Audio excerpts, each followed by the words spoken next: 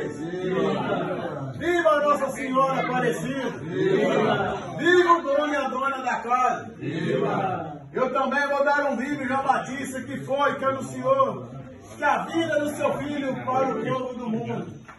Mas o povo não ligava que São João dizia que por Deus estava escrito que o menino nasceria.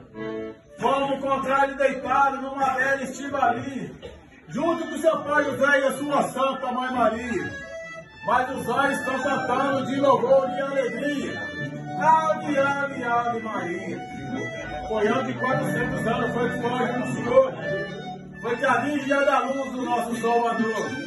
Quando completou aquele tempo, o sinal apareceu.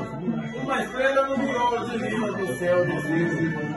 Desceu em Galiléia, onde Maria dormia. Conversa de algumas palavras lhe dizia que Maria ia ser iluminada pelo resplandor da luz, porque ela ia ser a mãe do Salvador, que era o menino de Jesus.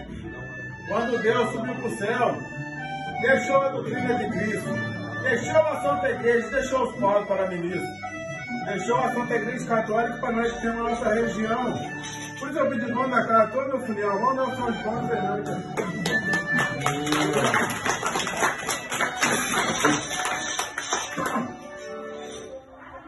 Patrão, o que já quer canto?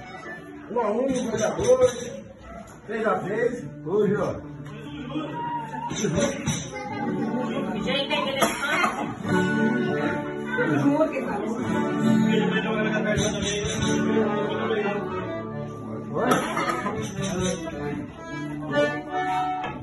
Não vai pra fazer.